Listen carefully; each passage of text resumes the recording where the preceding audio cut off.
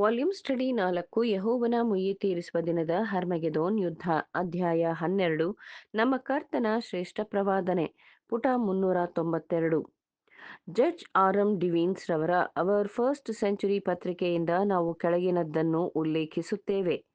ಬಹಳ ಮಟ್ಟಿಗೆ ಒಂದೇಯಾಗಿ ಅಲ್ಲದಿದ್ದರೂ ಅತ್ಯಂತ ನಿಗೂಢವಾದ ಆದರೂ ವಿವರಿಸಲಾರದಂತಹ ಅದ್ಭುತವು ನಿಸರ್ಗದಲ್ಲಿ ಆಗಬಹುದಾದ ವಿವಿಧ ವೈವಿಧ್ಯತೆಯ ವ್ಯಾಪ್ತಿಯಲ್ಲಿನ ಘಟನೆಯು ಕಳೆದ ಶತಮಾನದಲ್ಲಿ ಮೇ 19, 1780 ಕತ್ತಲಿನ ಅಂದರೆ ಕರಾಳ ದಿನವಾಗಿದೆ.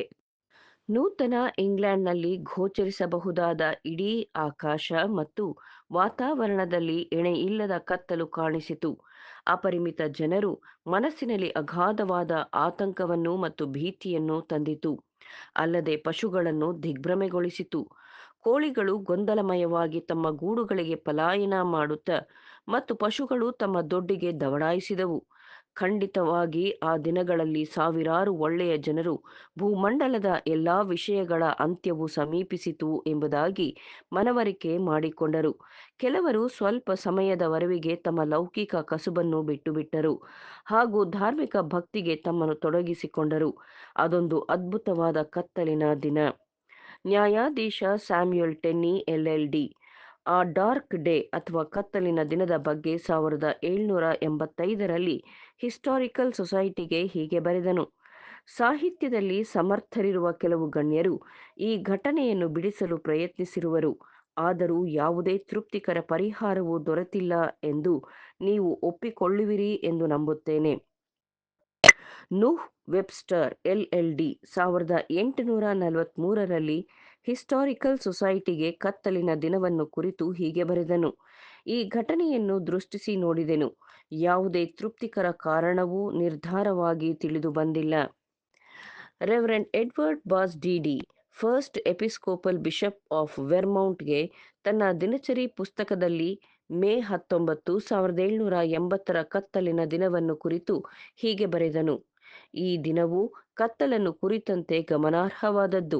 ಇದನ್ನು ಯಾರೂ ಮರೆಯಲಾರರು. ಸೂರ್ಯನು ಕತ್ತಲಾಗುವುದನ್ನು ಗಮನಿಸಿದರೆ ಚಂದ್ರನು ಇಡೀ ರಾತ್ರಿ ಪೂರ್ಣವಾಗಿ ಕತ್ತಲಾದದ್ದು ಕಡಿಮೆ ಗಮನಾರ್ಹವಾದದ್ದು. ಒಬ್ಬ ಸಾಕ್ಷಿ ಜಡ್ಜ್ ಟೆನ್ನಿ ಎಕ್ಸ್ಟರ್ ಎನ್.ಎಚ್. ಹೀಗೆ ಉಲ್ಲೇಖಿಸಿದ್ದಾನೆ. ಆ ಸಂಜೆಯನ್ನು ಅನುಸರಿಸಿದ ಕತ್ತಲು ಬಹುಶಃ ಎಷ್ಟು ಗಾಢವಾಗಿತ್ತೆಂದರೆ ಮಹೋನ್ನತನಾದ ದೇವರು ಮೊದಲು ಬೆಳಕನ್ನು ಉಂಟುಮಾಡುವ ಮುನ್ನ ಇದ್ದ ಹಾಗಿದ್ದಿರಬಹುದು. ವಿಶ್ವದ ಪ್ರತಿಯೊಂದು ಹೊಳೆಯುವ ಗ್ರಹಗಳನ್ನು ಅಭೇದ್ಯವಾದ ಕತ್ತಲಿನಲ್ಲಿ ಹೊದಿಸಿಬಿಟ್ಟಂತೆ ಅಥವಾ ಅವುಗಳನ್ನು ಅಸ್ತಿತ್ವದಿಂದಲೇ ಇಲ್ಲದಂತೆ ಮಾಡಿರುವ ಹಾಗಾದರೆ ಕತ್ತಲೆ ಎಂಬುವುದು ಅಷ್ಟು ಸಂಪೂರ್ಣವಾಗಿರುತ್ತಿರಲಿಲ್ಲ ಎಂದು ಆ ಸಮಯದಲ್ಲಿ ನಾನು ಗ್ರಹಿಸದಿರಲು ಸಾಧ್ಯವಿಲ್ಲ. ಒಂದು ಬಿಳಿ ಹಾಳೆಯನ್ನು ಕೆಲವು ಅಂಗುಲ ಕಣ್ಣ ಮುಂದೆ ಹಿಡಿದುಕೊಂಡರೆ ಒಂದು ಕಪ್ಪು ವೆಲ್ವೆಟ್ಟನ್ನು ಹಿಡಿದಷ್ಟೇ ಸಮಾನವಾಗಿ ಅಗೋಚರವಾಗಿತ್ತು. ಈ ವಿವರಿಸಲಾರದ ದಿನ ಕರ್ತನಿಂದ ಸಂಕೇತಿಸಲ್ಪಟ್ಟಿದೆ ಎಂಬುದನ್ನು ಹೊರತುಪಡಿಸಿ 320,000 ಚದರ ಮೈಲುಗಳವರೆಗೆ ವಿಸ್ತರಿಸಿತೆಂದು ಅಂದಾಜಿಸಲಾಗಿದೆ. ಪ್ಯಾಲೆಸ್ಟೈನ್ ಅಳತೆಗೆ 25ರಷ್ಟು ಹೆಚ್ಚು ಸಂಕೇತವು ಮೊದಲ ಆಗಮನಕ್ಕೆ ಸೀಮಿತವಾಗಿದೆ. ಖಂಡಿತವಾಗಿ ಸತ್ಯವು ಈ ಸೂಚನೆಗಳು ನೂತನ ಇಂಗ್ಲೆಂಡ್ ಮತ್ತು ಮಧ್ಯದ ರಾಜ್ಯಗಳಿಗೆ ಸೀಮಿತವಾಗಿತ್ತು ಎಂಬುದಕ್ಕೆ ನಾವು ಆಶ್ಚರ್ಯಪಡಬೇಕಿಲ್ಲ. ನಾವು ಕನ್ಯೆಯರ ನಡುವೆ ಮತ್ತಾಯ 25:1-5 ಮೊದಲ ಚಳುವಳಿಯನ್ನು ನೆನಪಿಗೆ ತಂದುಕೊಂಡರೆ ಅದು ಮುಖ್ಯವಾಗಿ ಅದೇ ಪ್ರದೇಶದಲ್ಲಿತ್ತು ಮತ್ತು ದೇವರ ಸ್ವತಂತ್ರದ ನಾಡನ್ನು ಲೋಕಕ್ಕೆ ಸಂದೇಶವನ್ನು ಕಳುಹಿಸಲು ಉಪಯೋಗಿಸುವನು ಎಂಬುದಕ್ಕಿಂತಲೂ ಆಶ್ಚರ್ಯಕರವಾದದ್ದು ಬೇರಿಲ್ಲ. ಮತ್ತು ದೇವರು ಅದೇ ಭಾಗದಿಂದ ಅನೇಕ ಆಧುನಿಕ ಆಶೀರ್ವಾದಗಳನ್ನು ಮತ್ತು ಆವಿಷ್ಕರಣ ಮತ್ತು ಪಾಠಗಳನ್ನು ಕಳುಹಿಸಲು ಹರ್ಷಿಸುತ್ತಾನೆ ಎಂಬುದನ್ನು ಲೋಕವೆಲ್ಲ ಗುರುತಿಸಿದೆ. ಮತ್ತು ಫ್ರೆಂಚ್ ಕಲಾವಿದ ಬಾರ್ತೋಲ್ಡಿಯು ನ್ಯೂಯಾರ್ಕಿನ ಬಂದರಿಗೆ ಲಿಬರ್ಟಿ ಪ್ರತಿಮೆಯನ್ನು ಉಡುಗೊರೆ ಇತ್ತನು ಎಂಬುದು ಸೂಕ್ತವಾಗಿ ಲಾಂಛನಗೊಳಿಸಿದೆ.